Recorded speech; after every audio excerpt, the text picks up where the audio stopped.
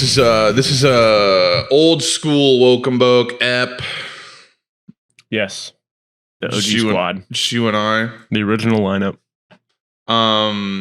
What I was gonna say before, I just think anime is willing to actually have gore and like adult themes and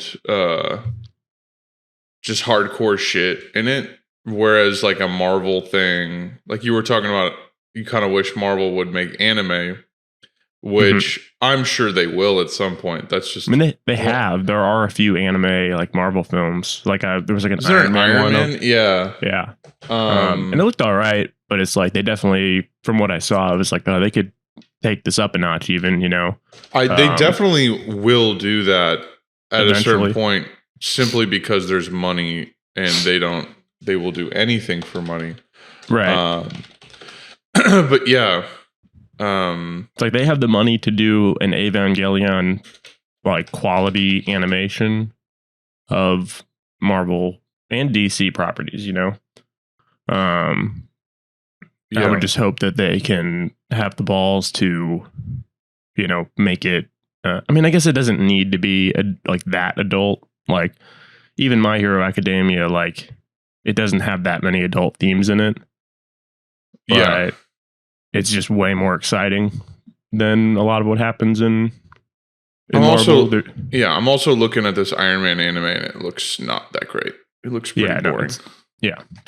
It has some like decent art style to it, but the Iron Man, you can literally have him do anything. I mean, they do it in the Marvel. That was something you have to give Marvel credit for. Is like when they introduce his like nanotech technology and it just comes out of nowhere and he's fighting Thanos in Infinity War and like he just has weapons coming out, like he forms a hammer out of his arm and then his foot becomes like a jet powered kick thing. It's almost like Green Lantern but with nano machines. Tech.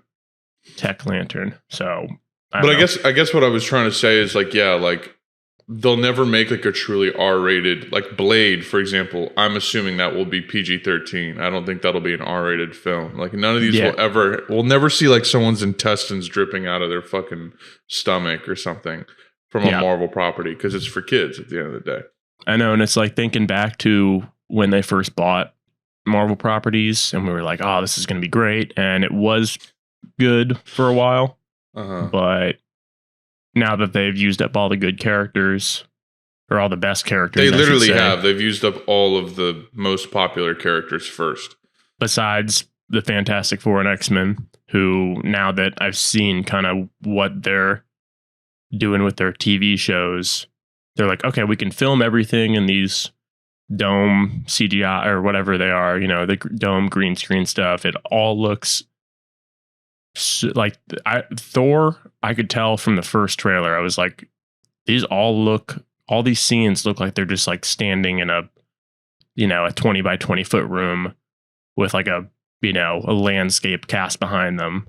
And it looked like that in Doctor Strange too. Like, especially like when they were showing the Illuminati flashbacks and they're like on a moon or something. And, those were I think they're on that same planet that they were in Infinity War when they literally killed Thanos. Star Trek, the original series, had more convincing planets. For real. They shot on location. They would shoot in like a ranch in fucking, they'd be like, oh, we're in a weird planet. And it'd be like some part of some ranch outside of LA that they'd be shooting in. And it's funny, they like in Kenobi, in that infamous chase scene of Leia like running away from the flea from Red Hot Chili Peppers. She's running, that was like on location. They were in an actual forest, but they chose to use that for like the most useless scene maybe in television history. Did you watch that whole thing, Obi-Wan? I watched so many reviews of it and that I know exactly what happens in every single episode. Right. And I was just like glad I didn't spend any time on that. Jesus Christ. Yeah. It's just wild. It's just wild. I mean, not that it looked good to begin with, but I'm glad you got the bag for promoting it though, Like, I've now been paid for that, so I don't know That's fire. They can't really do anything at this point. No. But yeah. It was balls. Yeah. Yeah. There's no way around it. And they're going to make a second season about it. Yeah. Which is, now they're going to make a second season. I mean, yeah, man. I just like, it's just funny because it's like, oh no, we can't have gore like kids. But it's like, you'll watch anime. Anime is conceivably all for like 14-year-old boys. Right. And there's people getting their guts ripped out and their heads sliced off and their face bashed in and they're bleeding out their mouth and ears and eyes. It's like, dude, 14-year-olds are fine with gore, man. Kids are fine with gore. Demon Slayer is like a cultural phenomenon in Japan. Like kids like as young as 4 years old are into that shit. And it's, pretty brutal. I mean, it's not the most brutal, but it's pretty brutal. I mean, there's tons of blood in every single episode, tons of brutal murders, so I don't know. Our sensibilities in America, I don't know. I don't know if they'll ever be able to like get that over, Yeah. Just mainstream, just brutality. And that's not to say you even need the gore to make good stuff. But it's like it helps. It does. And also just like, I don't know, there's something to like the intensity emotionally of a death if it looks real. You know what I mean? Yeah. Like if it's just like a Star Wars thing where it's like, and then like there's just like smoke and then like someone just kind of like falls apart and that's it. And there's no gore or anything. It's like, well, lightsabers cauterize the wound instantly. Like they don't even slice people in half in the show. In Kenobi though, he hits a dude with a lightsaber 3 times like a baseball bat. It like bounces off the dude. And it's like, dude should be in 4 pieces. Right. Like Obi-Wan, he sneaks into like a dark room or something and attacks a few stormtroopers. And he's just like, whack, whack, whack. And then the stormtrooper's like, really, he should have gone in there and he should have sliced them up in seconds, Yeah. So yeah, I don't know. That's why they did droids in the original or in the prequels, because like they were able to they were able to slice those motherfuckers up. Yeah, and those are a lot harder than fleshy human skin and bones. Yeah, they're steel, conceivably. Mm-hmm. Yeah, yeah. But I'm not gonna tell you to shut the fuck up today. I just want to I just want to let you know that I forgot something. Yeah? Oh yeah. Okay, what up? I forgot about 9/11, first of all, so I'm not going to do that. You're not a patriot. I apologize. We need to invade more countries. And then I also forgot to introduce the podcast. Connor. Oh my God, dude. Look. When is this going to end? Never. Ever. We'll be in our 40s. Ladies and gentlemen, ladies, you know what? Ladies and gentlethems, strictly. Anyone who's binary, who is on the binary, get the fuck out of here. Only gender fluids. You're subhuman. If you identify as a gender, kill. No, it's good. It is, you guessed it, Monday, July 25th, 2022. Welcome to another episode of Woken Boke. The best podcast. The best podcast. Episode 149 to be exact. I am 1/3 of your hosts. Connor Boyd, you may know me as Moschino Dorito. From TikTok, you may know me as Connor. From Jaded Forum. Welcome. You know what I mean? Thank you for joining us. I look forward to this every week, and I am joined, as always, by my best friends from the great Gateway to the West, St. Louis, Missouri. We have on the show today Tony motherfucking Harrop. Yo. Tony, what's good? What's cracking? What is crack-a-lacking with you?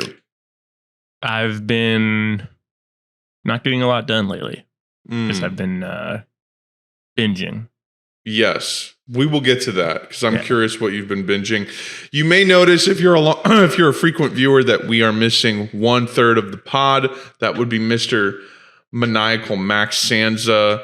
He is currently on tour with Newfound Glory, doing like 7 dates with them, possibly more. And No. To clear it up, he's doing sound, or is his band touring? He is doing sound. He's running sound for them. I got some unfortunate news this morning. He actually smashed his body part or a piece of equipment. He smashed his dick. Not his dick. He didn't smash his penis. He smashed his left big toe under a case last night, unfortunately. So he's probably going to lose the nail of that toe. He says it hurts really bad, and he says he's quote unquote basically useless right now. But he is just there for running sound. But thoughts and prayers to Max's left big toe. That makes me cringe. Dude. Yeah. A toenail coming off is tough. It's tough. I've seen it happen in real time before on a shoot. A guy dropped a cinder block on his left toe and it like almost broke, but the nail was like it was like black coming off pretty much instantly. So that's so brutal. Sorry to hear that, but I know he's going to get better. He'll feel better. And it's the beginning of the tour. It's tough, but luckily he's okay. I don't think the toe is broken. So, Jesus Christ. Yeah. So, I'm hoping my guy starts to feel better. So thoughts and prayers are with him. He deserves it. No. Anyways, so this is the show. Usually Max is joining us, and every week we get together and we catch up on the latest in, videojuegos, current events, movies, music, some manga, some anime, and more. You can subscribe to us on YouTube, and you can follow us on Spotify if you're not already doing so you don't miss a single episode. We're also on Apple Podcasts and Google Podcasts. You can hop into our Discord as well, where we hang out all the time. You can also follow us on Twitter at wokenbokepod and Instagram at wokenbokepodcast to get updates on the podcast every week. And reach out to our Gmail, wokenbokepodcast@gmail.com, with your questions, comments, and suggestions, and we will read them on the show. And links to all of these things that I mentioned are in the show description. So if you don't remember what I said, check that out. We got plenty to get into, Tony. I think, the thing I want to hear about personally, since it's the most recent news, I'd like to unpack these new Hall H announcements. Because I guess, is Comic-Con going on right now? Is that what I'm understanding? I feel like it might be over. It's over today. Okay. Yeah. So, but Marvel announced their Phase 5 and 6 plans. Those 2 phases. Yeah, apparently they were going to do a lot more with Phase 4, but a lot more? It's already as long as the first 3 phases combined, if you're talking about runtime. Well, it includes a bunch of TV shows. Right, yeah. I mean, that obviously is why, but it's just funny, like, it's in runtime as long as those first 3 phases, yet less than all those 3 phases combined has happened. Yeah, in terms of any sort of development with anything interesting. So Phase 4 apparently, it's developed the least. The least has happened. That's yeah, it's crazy. It's crazy, folks. Phase 4 was WandaVision through Wakanda Forever. So anything so it's not even over. Well, it ends in November with Wakanda Forever, which I didn't even realize was coming out this November, but apparently there's a teaser out for it now. There's a trailer unveil. So that's interesting. I mean, She-Hulk Attorney at Law. I mean, it's just like these are just I have no idea. So with She-Hulk, like she was originally like a sort of like a Deadpool type character where she could talk, she could break the fourth wall, and she was created specifically so that DC didn't make that. Basically, they made it to nail down that name, and that like brand. Interesting. And so the original run was like, it was almost like comedy. Like it was still a superhero comic, but it was actually just like a pretty highly regarded run too. Like it's supposedly pretty funny. And see, folks, this is why we have Tony on the show, because he can break down what the hell all this shit is. But keep saying, keep talking, keep saying. So I think that it was actually like a decent opportunity, like because you know you want to see some variety in what they're doing, like different tones and different directing and filming styles. The trailer though definitely looked interesting. The CGI looked unfinished, and there was dialogue that they had where the one that sticks out is like being a being a hero is for narcissists and billionaires and adult orphans. And that is like sort of a microcosm, or like a, what do you call it? The epitomization of how Disney is like writing right these films and characters, and that they're like deconstructing them, and they're like making fun of them rather than taking it seriously. Because like it's kind of like no, if we take it seriously, people will make fun of us. It's like, well, no, you're making fun of yourself and telling audiences that they shouldn't take it seriously. Right. And it's just like really disappointing because for one, if you just look at it on the level of like, okay, so she's dissing Tony Stark, who literally sacrificed his life to save all of humanity. And it's like, oh, well, she doesn't know that. It's like, well, no, in the subsequent films, like somehow just normal people know the specific events that like happened of the Thanos battle. They're like, Captain Marvel came in and did this, and it's like, okay, how would anyone know they're about the this? viewer, they're the audience, right? Like Exactly. they saw the movies like us. Yeah, exactly. And everyone cares a lot, It's right. there's also no like. There's no like Alan Mooreistic, like what would the world be like if there were superheroes? It's like, no, it's just the normal world. Then you just add superheroes. There's no ripple effect of any kind. Right. It's just, it would be the same. It's like, that would throw a wrench in like a lot of existential kind of like status quo things that we, whatever. It was something that they totally failed to go. They totally failed to like go into the psychology of like 3.5 billion people disappearing and coming back. I mean, they did it a tiny bit, like right. People had new families or whatever and that kind of stuff, but they did, and then just kind of breezed past that, and everyone's just normal again. So that was kind of like, I don't know, off-putting. But yeah, it's bizarre. So phase 4 was WandaVision, The Falcon and the Winter Soldier, Loki. So, okay, WandaVision, Falcon and Loki, Black Widow, then Shang-Chi, then Eternals, then Hawkeye, then Spider-Man No Way Home, then Moon Knight, then Multiverse of Madness, then Miss Marvel, then Thor Love and Thunder, then it's going to be She-Hulk, and then Wakanda Forever. So if you're keeping track, that's 1, 2, 3, 4, 5, 6, 7 television series in probably what, a 2-year span? No, because when did WandaVision come out? 2021? Did it? I guess so. Or 2020? Did it come out in 2020? 2021. Yeah. So in a single year span, it came out January of 2021. So 2 years by when? Yeah, roughly 2 years. Well, yeah. Okay. Yeah. Roughly 2 years. 7 television series. Has anyone had anything to say about Hawkeye, the television series?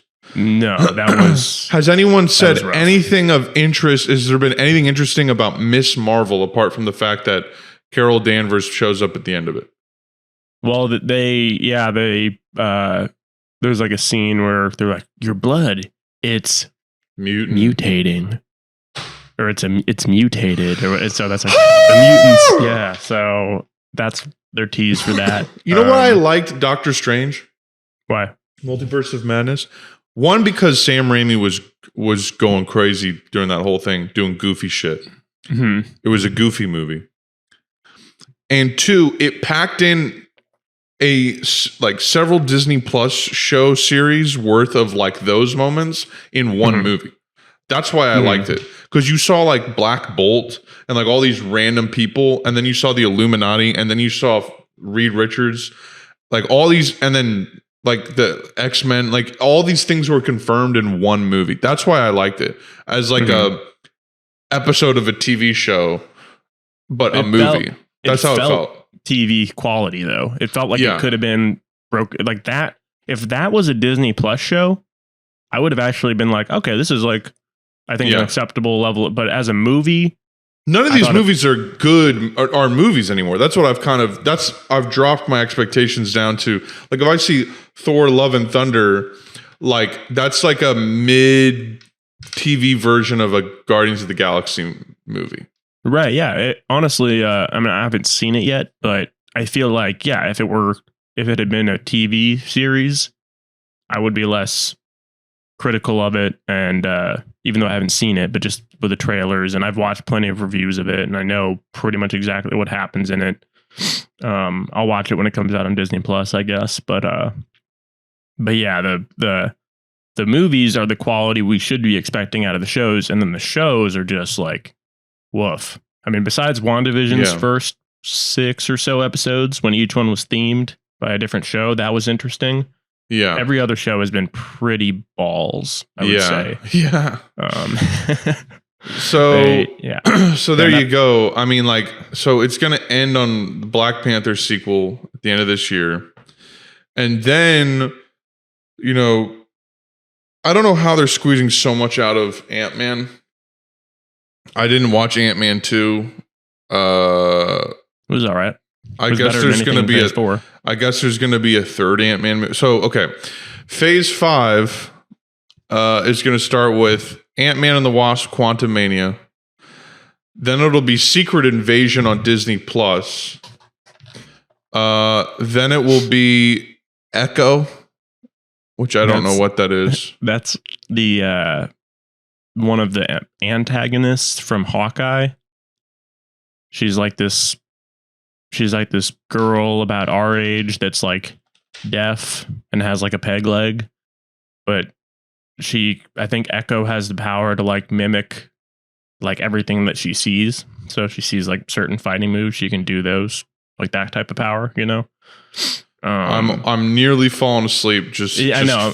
Just thinking like about it. That and like the Agatha show, like a spin-off of the show from, I'm like, right, the money that they're putting towards this is going to waste. Put it towards making a good show or a good movie. Don't make it. Yeah. Well, anyway. No, it's in the age of streaming. They have to pump out as many things as possible per quarter to get eyeballs on. I think that's a false like premise, or not, or like that's a false like belief that will, if they put out, it's not. It's diluting everything down to shit.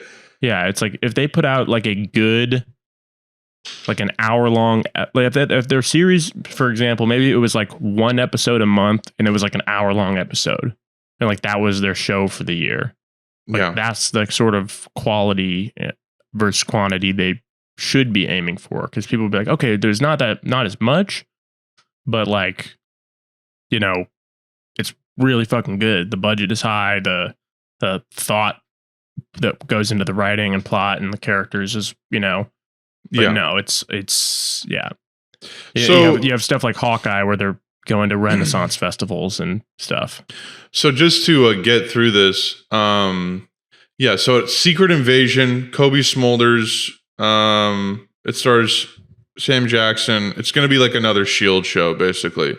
Right. That's going to be on Disney Plus.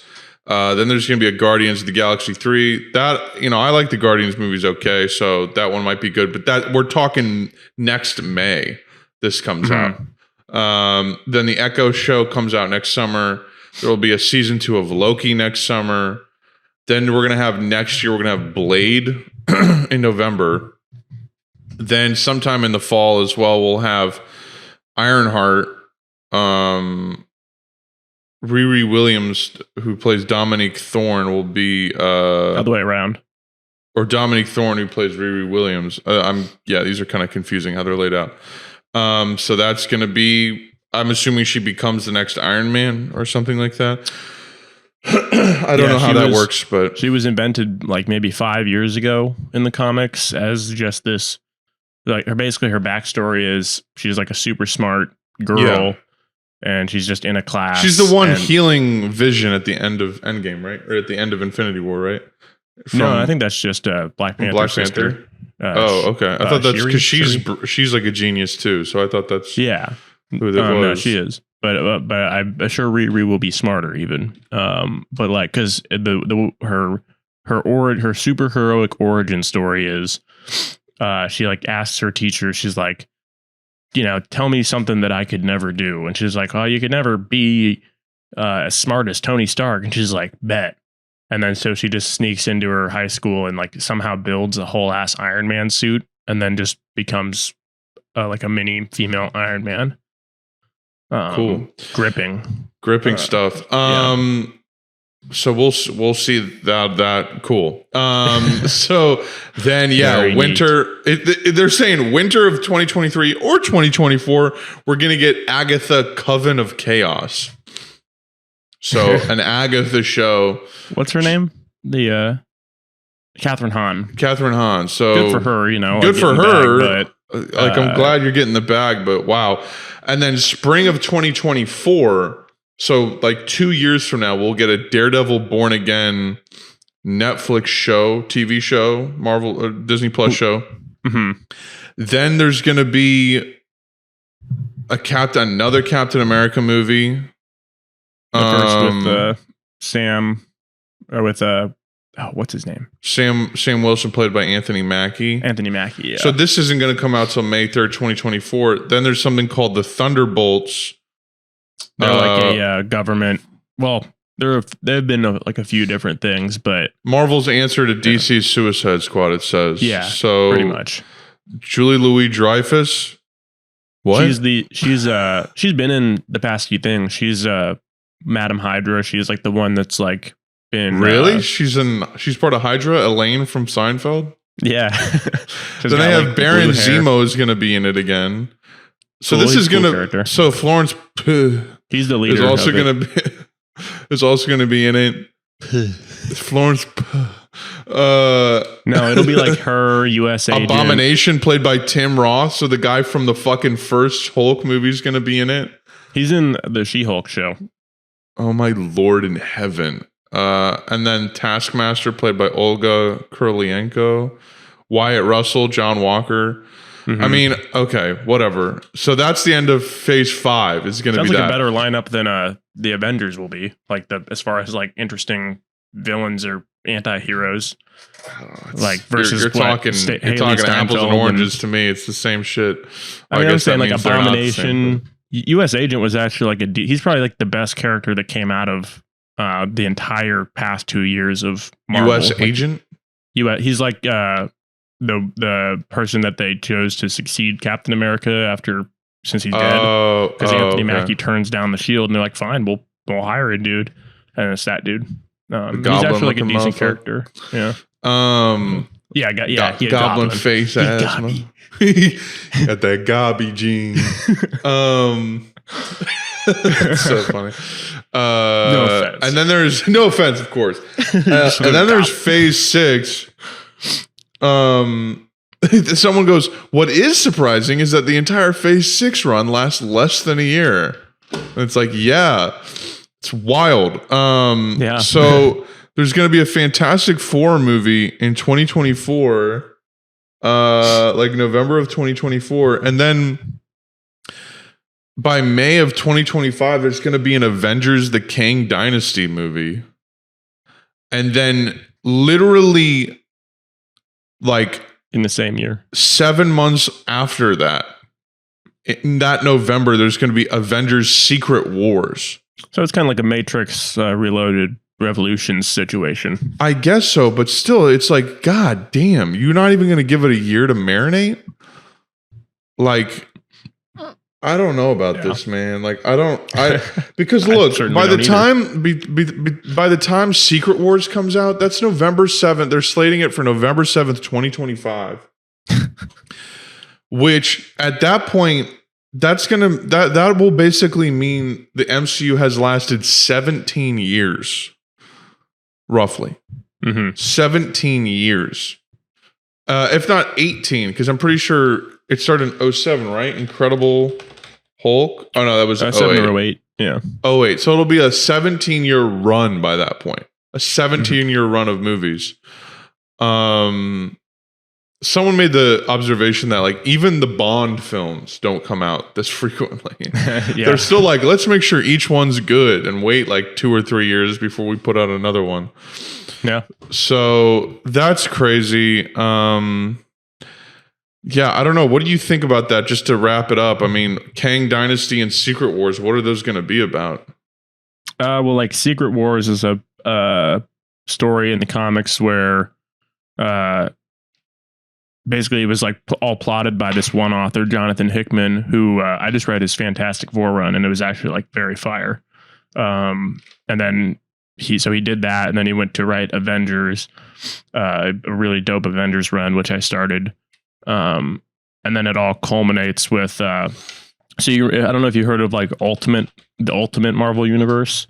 It was a line that they started in like 2000, where they like wanted to start fresh, like free of the 60 years of continuity. So it'd be easier for people to jump in. And that's what got me into comics. My grandma would buy me the graphic novels for Ultimate Spider-Man, which was the first one.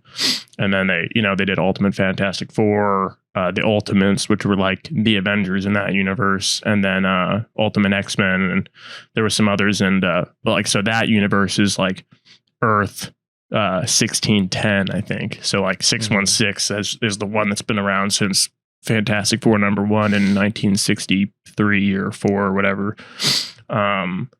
But so the Secret Wars like culminates, like the culmination of I don't know what I don't know if that's the right word, but like consolidates, maybe brings them all together. Yeah, the multiverse sort of like collapses, and everything, but the 616 is destroyed because I actually haven't read that big story yet. I just know of it, and I'm reading towards it.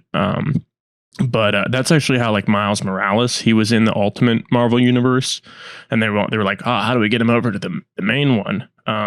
And so he was brought over to the main one through that. I wish I had read it so I could speak more on it, but like it's also kind of playing off. There was a story in 1985 or so called Secret War, like singular. Mm-hmm. And that was just sort of like it was honestly just like a marketing thing to have all the superheroes like in one comic, and that's actually where the black Spider-Man suit came from, that eventually was retconned to be a symbiote, and that's where Venom came from, which is kind of cool. But so wait, say that again. The Secret War was originally just a single event, and that's how. Yeah, it was a mini series in the 80s where every single like Marvel character was like brought to a planet. I forget what it's called, like War World or something like that. And I haven't read that either. But they just have to. I think they have to fight Galactus possibly, but I'm probably wrong about that. But so that the Secret Wars was like a play off of that name. And it was, somewhat similar in that all the heroes from every like multiverse were brought together. They all converged. And I'm pretty sure Reed Richards from the Ultimate Universe was actually the villain in this. He becomes someone called like the Creator or something like that. And I'm sure they defeat him. And it was basically just a way to kind of clean up all the sort of multiverse stuff and just have it be one concise, 616 universe, which they've now undone. Now there's a multiverse again in the comics, and it's all a big mess. Marvel Comics is a mess right now. I can't imagine, because I feel like they're just for money. They're just making any kind of whatever.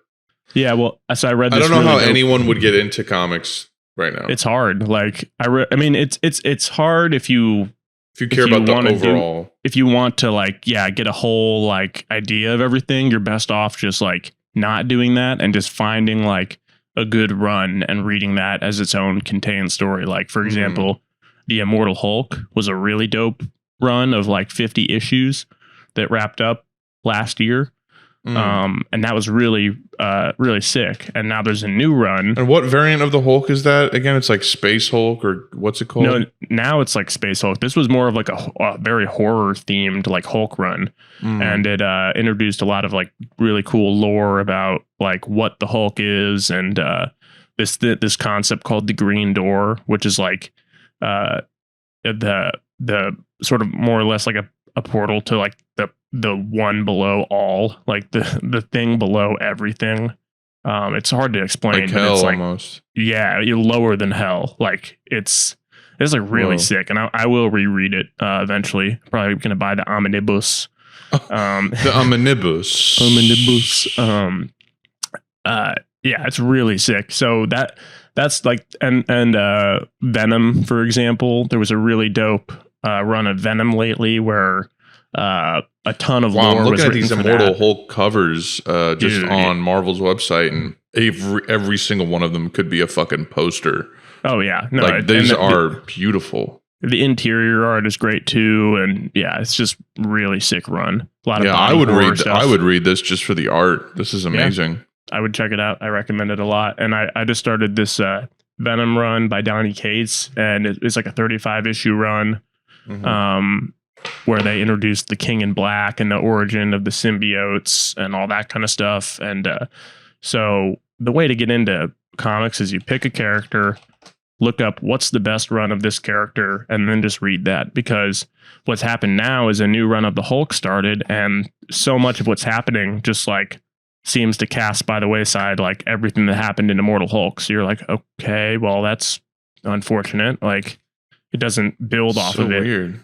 It's cool. Like it's cool what's happening. Like Bruce Banner like basically turns the Hulk into like a sort of a cyborg sort of thing.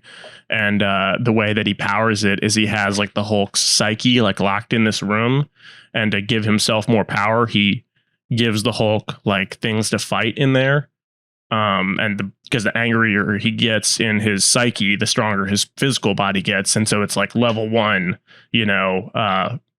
just villains. Level 2, the Avengers. Level 3, it's like demons. Level 4, it's like giants. And level 5, it's just giant Wolverine. Wow. And there's some cool like action scenes. So it's like a fun comic. And so maybe if you read that run, just, secluded from everything else, that would probably be great too. And I'll probably go back, and I was like pulling it. I was reading it weekly and stuff. But it kind of pissed me off that it just ignored the previous run. So I dropped it, and I'll probably go back later and read it. And then and then just to wrap up this 40 minute long conversation, which I love, because I think a lot of people just don't know the comic book aspect of these fucking movies. I certainly don't. Like, what's this Kang Dynasty thing? I looked it up, and I'm kind of wondering, like, what's the difference between him and Thanos? I know he's like, Kang is like a big deal, but he's a descendant of Reed Richards. Interesting. And so he's from like, thousands of years in the future, and he's basically just like a futuristic time traveler. And he comes back in time, but because of that, he's like multiple versions of him have come back in time.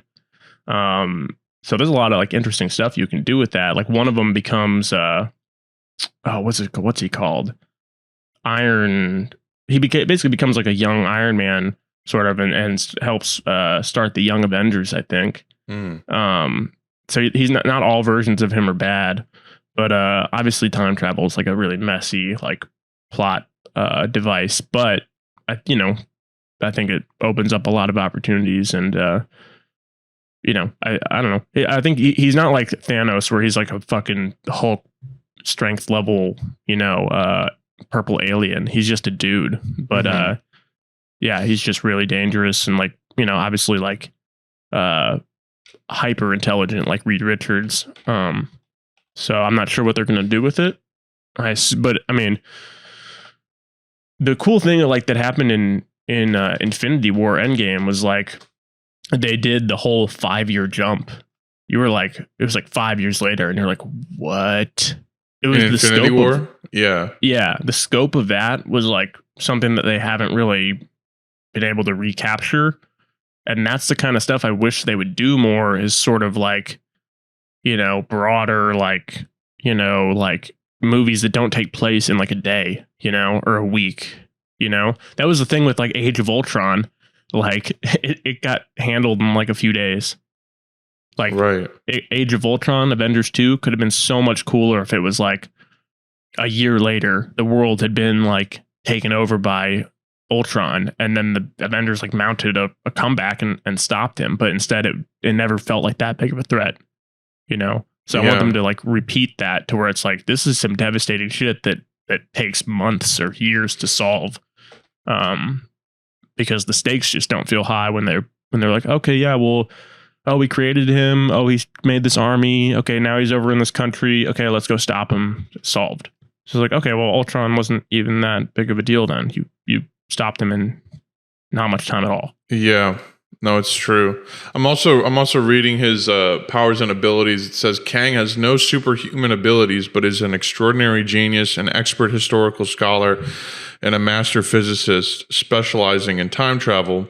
He's an engineer and a technician as well. He is armed with 40th century technology, wearing highly advanced battle armor that enhances his strength, is capable of energy, hologram, and force field projection, has a 30-day supply of air and food, which is funny, and is capable of controlling other forms of technology. Courtesy of his time ship, Kang has access to technology from any century, and he once claimed his ship alone could destroy the moon. He is also far more resistant to radiation than humans from the present. As Rama Tut, he used an ultra-diode ray gun that was able to sap the wills of human beings at a high frequency. It is able to weaken superhuman beings and prevent their use of superpowers. They can be freed from its effects if the gun is fired at them a second time. Maybe they'll use that shit. He's basically just like, not even Iron Man, but just like, yeah, he's a techno. He's a techno dweeb. He's basically, what do you call that? Technologist, perhaps? No, like when you can control technology, sort of. Like, I mean, like that's how advanced he is. He's from the 40th century. Gotcha. So clearly, I guess Kang was at the end of the Loki series. He was, but he was awful. He was so bad. You didn't see it, right? I didn't see it. No, some of the worst like dialogue and like just a weird performance by the dude. He was just trying. He's like, I opened the door and you walked through. I don't know. I was like, dude, oh man, he's doing some Jesse Eisenberg hard. Shit. Yeah, some evil genius shit. Mm-hmm. It was just weird. Damn. No, well, I hope they do a thing where the Avengers like go to the fucking far future or something like that. Like it reminds me of this storyline in Captain America where he gets sucked into the future and he's like trying to. It's like a future where humanity is like enslaved by. I don't think it was actually Kang, but he basically like rises up and goes to kill this guy. That's ruling over that time period, and the dude can just easily wipe him out of existence. But he just keeps he gets reset, and he just keeps coming back and doing it, and it's just such a badass moment for Captain America. Like he knows he's going to get wiped out, but he just keeps doing it so much that the dude like gives up and sends him back. That's funny. Like I don't know. It's just they can do some like really big scale like epic shit like that, but I just don't think they have the imagination for it. No, they definitely they're definitely way more concerned with making this shit like a sitcom and shit. But yep. So I'm we've got some time left, and comparing all that shit to it's like you were talking about, it's kind of easier to just do a run, just read a run. And it makes me think about how manga and also anime there's not like all these insane branching off series and things like that usually.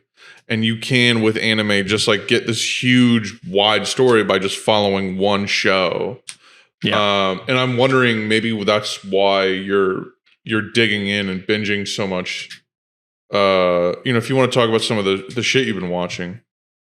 Yeah, I mean, Kimetsu no Yaiba, Demon Slayer is, I mean, not to be that's like that and My Hero Academia and Attack on Titan are obviously like they're huge. Baby's first anime. I'm sure like people would, seasoned anime fans would say, but they're all pretty like they're all a lot more entertaining than anything I've seen from Marvel in the past 2 years.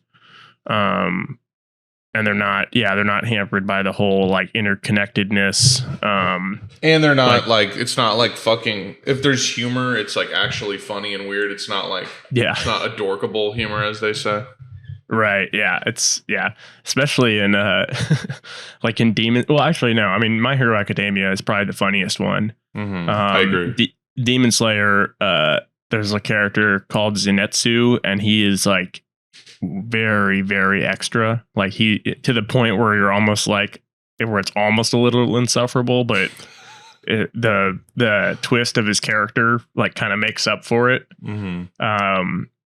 But yeah, I mean I don't know. I mean especially My Hero Academia. That's why it's probably of the three of them. Even though I acknowledge maybe it's not the best of the three, it's my favorite of the three because it's got a cast of like 100 fucking characters, and they all have like a unique personality. You could argue maybe some of them aren't developed, over the course of the 4 seasons or whatever, or 5 seasons, but a lot of them are, I think. And I don't know. There's just a lot more there to get invested in. Yeah. I also just the things that attract me the most about My Hero Academia, like the things that I like are how broadly it develops as a story and as a world. Like I really like what they do with the villains and the backstory and All for One and all that shit is really interesting. That's like because we're on the same episode. I think it was 109 was the episode where they actually run into the town and start fighting the Liberation Army or whatever. I haven't seen 109 yet. You do watch 109? Don't spoil it. I won't spoil it. I got 4 left, so it's 13, 12, 10, 9 that I still need to watch. Let me look. I'll just 113. I'll just look on Crunchyroll and see where I am. Okay, yeah, I think I did watch 109, but like I won't spoil it. But like I don't know, just the level of depth they're able to get with all these characters, and they'll just do it one episode and they'll squeeze in a massive backstory. Right, like I wasn't expecting them to go into Twice, him, like his whole backstory. That was like pretty fucked up. That's how this season started. Yeah, was like he was on some Travis Bickle shit where he's like going insane by himself in like a seedy apartment. Yeah. And his shit is cool as fuck. And it's like it is almost like in a good way, it's a good problem to have, but it's almost frustrating because you want almost a whole series out of some of these people. Like you want to dig deep into something and then they'll just move on. So like the tedious shit in that show for me is when it's like it like takes a long time for them to like train, or like I don't know, where it's more just like the story's not really developing, they're just maybe getting a little bit stronger. But it always is followed by really good villain and story building and stuff like that. And I love watching Deku develop over time. Like that's really cool. How like they're like, if you remember, he started out this way and then this way, and it's like, dude, it's been 4 seasons. The 5th one comes. Yeah, this is the 5th season. Yeah, the one we're watching. 5 seasons. Oh, wait, no, that can't be right. Yeah, are you sure? Is. Absolutely. I'm certain of it. Yeah, Yeah. Okay. Yeah. Season 6 comes out this year. That's right. So it's for 5 seasons. This motherfucker's been getting, and now he's got like an extra power. Dude, that, like, apparently he has 7. That's right. He's got powers like in him, and we haven't even seen them yet. I mean, it's just like this. I don't know how long the manga lasts. It's ending this year. Right. So it's got about 300. So it's got like 35 or so tankobins. I don't know how you pronounce that, but that's like their graphic novel. Yeah. So that's got about 300 chapters. That's about as long. That's 6 fewer volumes than the whole run of Berserk. So yeah, it's a lot. That's a lot of volumes. That is a lot of volumes. So we'll see. But by my count, it was like there's enough material to make about 4 more seasons, give or take 1. For maybe 5 you already did more the math seasons. on that. Yeah, just the amount that they've done per season. Have you read any of the manga? No, I haven't. I want to though. I mean, I will once I kind of finish what I'm reading right now, probably. Mm-hmm. What are you reading right now? Comics or comics and some manga? Yeah. For example, this Reki Ragi. What is that? It's this kind of newer manga called Record of Ragnarok. Interesting. And it's like this kind of it's very like tongue in cheek, like kind of over the top. In terms of like the dialogue and the art and stuff like that. It's basically the gods, like all the like Norse, Egyptian, etc. They all gather every 1,000 years and decide whether to let humanity keep living on. And they're all like, yeah, let's wipe out humanity. They suck. And this Valkyrie, who's like, sworn to protect humans, she's like, wait, she points to this rule and she's like, you can do this tournament where the gods and humans fight, and if the humans win, then they get to live on for another 1,000 years. And the gods are like, no way. And she's like, "What, are you chicken?" And they're like, "No." And so they do it, and and so they get the 13 strongest humans from across time, and the 13 gods, and they go 1-on-1, and whoever it's best of 13, so whoever gets to 7 wins first. That's wins. Yeah. So the manga is pretty good on that. Yeah, it's good and it's fun and it's cool art. And the first battle is Thor versus Lu Bu, who is like this Chinese, I believe he's Chinese warlord. And it's a super badass fight. And Thor, his hammer is like comically huge. Like it's like a tree trunk handle and like, a massive, top of the hammer.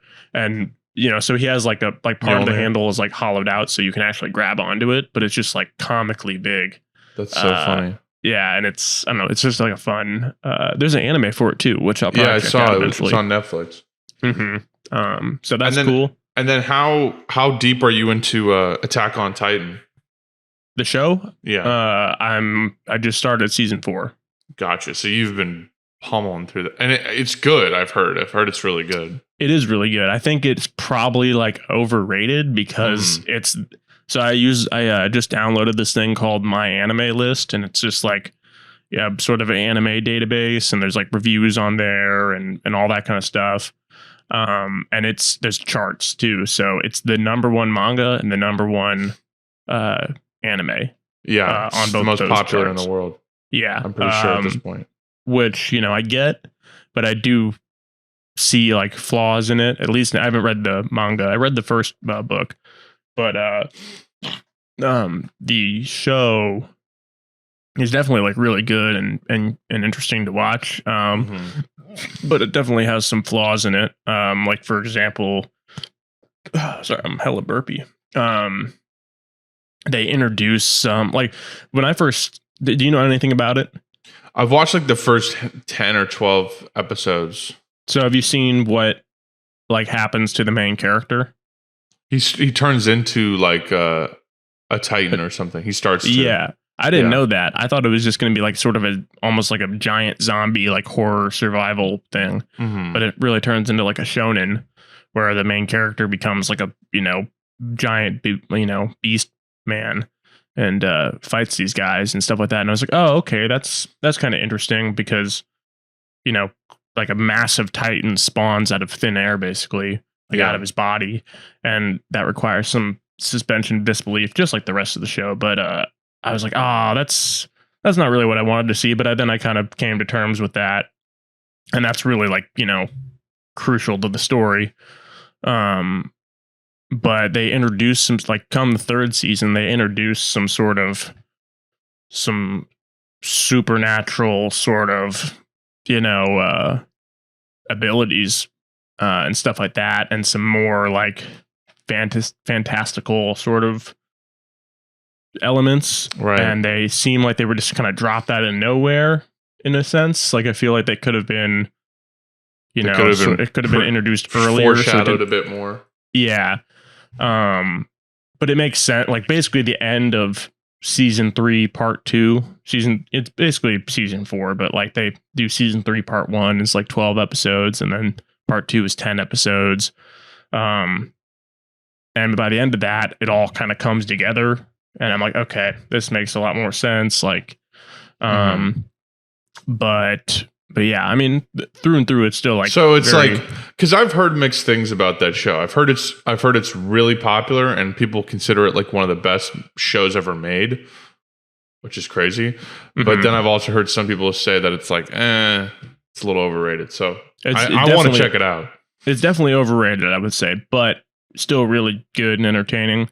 And once sort of the lore of everything is explained at the end of this season, I think that makes it all a lot stronger. Because going into that, I was like, okay, there's like, yeah, especially the certain ability that some people have, like a bloodline has. I'm like, okay, that's kind of a convenient sort of, right, plot device. But it is kind of crucial to what happens. But I just think the strength of the show is like its aesthetic, and its the cool technology in it, and and then the lore, once it's explained, I think is interesting, and it's definitely like a metaphor for like the final line of this last season is very much like a reflection of like humanity's sort of eternal struggle of like, okay, but if we kill them over there, then will we finally be free? Right. Ooh, that's interesting. Yeah. So, and maybe you could say it's on the nose or whatever, but it's like heartfelt, and it's like, damn, like, yeah, that is how we think, Like, if we just kill them, then we'll finally. If we just kill the bad guys, everything will be better. We don't have to do any sort of internal change. Right. Interesting. So that makes me want to watch it a lot more now. Yeah. No, it's good. It's like, it's a fun show, and like, it didn't really ever feel like it was dragging, minus a few episodes where I was like, okay, not that much happened. Like, right. Right. Season 3, part 1, especially was kind of maybe the lowest point. I still thought it was good, but there was like, not as much like sick action scenes as I wanted to see. Right. I guess. Because when you see some of the fucking like the ways that they take down Titans, like, I've heard their weak points, the back of their neck. Yeah, but one of the guys, like the captain, he's like the best one they have, and he just does this thing where he like, the Titan's arm will reach out, and he just does like a cyclone, like corkscrew around it with his blades, and it's just like the most fire action you could. Just fire as shit. Yeah, no, it's good stuff. So yeah, I won't say it's like, it's definitely, I don't think the best anime ever, or the best story ever. Did you check out Boke, by the way? Not yet, but I will though. That's what I asked about. Dude, that's just pure martial arts. Like, brutal, dude. You would love Boke. Is there like on Netflix? Is it very like much grounded, or is there supernatural sort of powers and such? No, it's like really grounded. It's like guys who are so good at martial arts, they're almost superheroes. Like, it's that type of thing. It's all based on martial arts, but it's like based on the idea that if you train like a skill long enough, it's like you will fuck with it instantly. You should look into it. The first episode, just the premise of what the show is, just rip the first episode today. You'll probably finish the whole thing today. How is it? Only a few episodes?